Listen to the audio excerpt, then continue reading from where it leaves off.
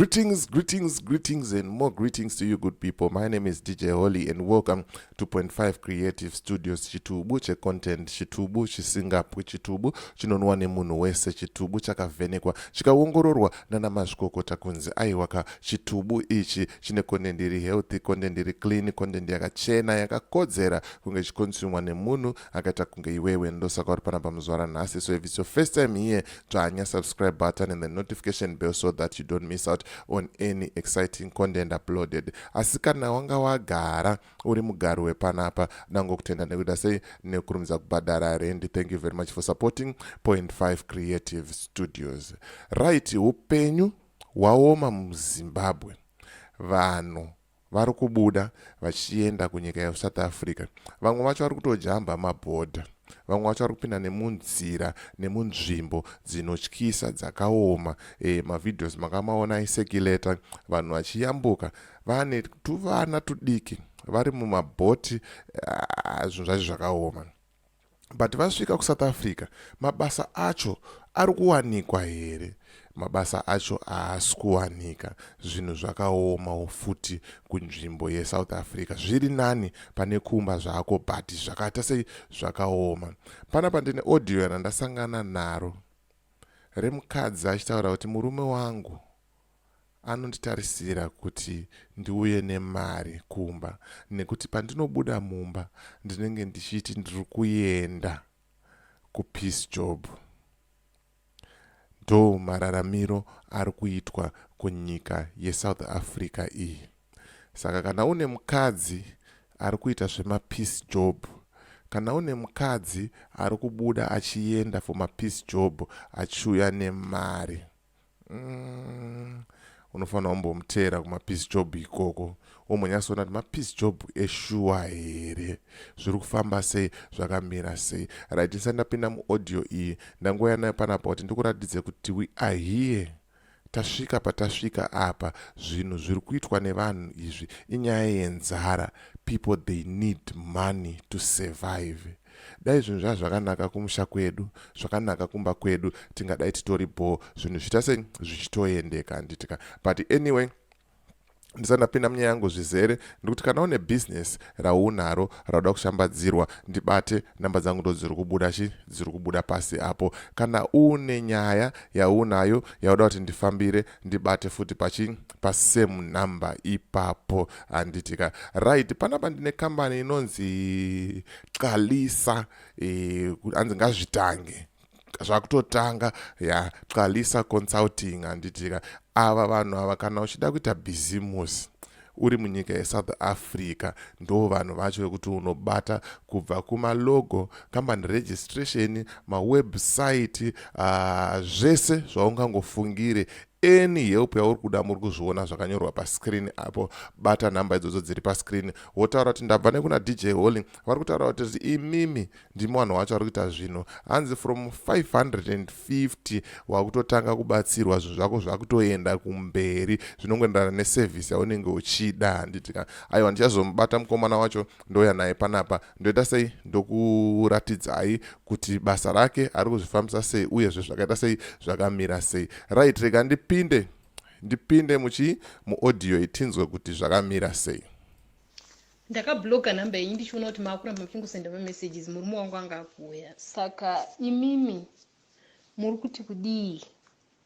Nokuti inini kana ndichibva kumba ndenchitomuudza kuti ndiri kuenda kupeace job, nokuti kubuda kungobuda hadi kuti ndibude. Saka inini techida kuti titenderane. Pande ndichiuya uko kuonai, kana wabva kupeace job anenge achiziva kuti wewe unobhadha kwa mari. Saka unenge uchingoti ai ndine peace job yandawana uko yechichi ndoda kunomaketa chichi.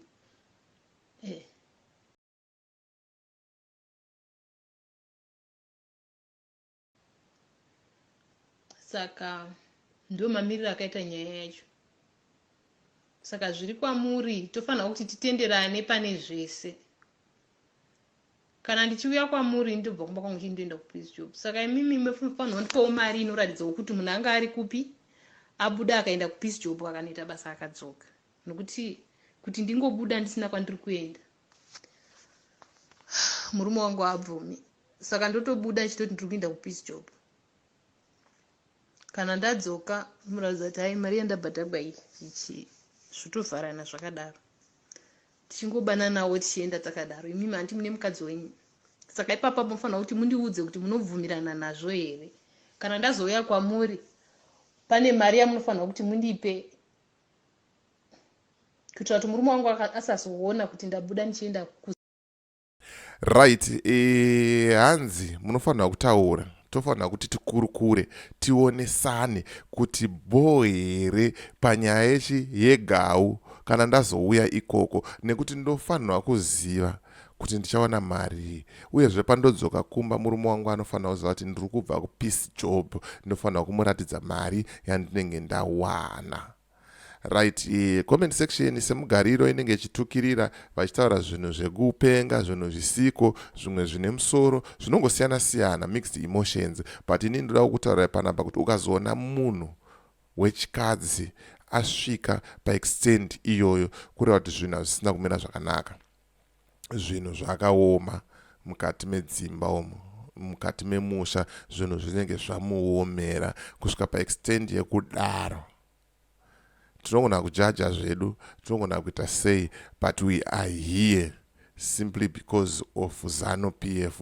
Ndo yaita kuti tisvike patasvika apa, titambure matamburiro atiri kuita aya. Dai kuri kunzi zvinhu zvakanaka kumusha, munhu wese angadai ari padheni, just a few achingobudawo. I remember isusu pataenda kuchikoro isusu taitoziva kuti pachikoro panapa pana ningi naningi about vanhu 5-6 vane hama dziri kudiaspora, ndo vanhu vaionekera vaiita sei zvakadaro, vachiningirikira vachingobudikira uchindaona kuti aiwa uyu ichi zvakarongeka. Vamwe vese isusu ana baba vedu taiziva kuti vari kushanda kwakati, vari kwakati, uri kuona. But ezvino izvi the majority yabuda kunze kwenyika, iri kutsvaga kurarama, kuti torarama sei, Zimbabwe yaoma kudai soo, zvichafamba sei, uyezve zvichazoitwa sei, uye ramangwana richaita sei. Ndo paunonzwa umwe munhu achitaura kuti hanzi ndinoda kuwedzera imwe temo pamusoro dzoita 3. Pane zvimwe zvinhu zvekuti tinofanira kunge tichisekerera, pane zvimwe zvinhu zvekuti tinofanira kunge tichiomberera maoko, but zvinhu zvakadai so izvi anofanira kungotsurwa kunzi sekuru maita sei maneta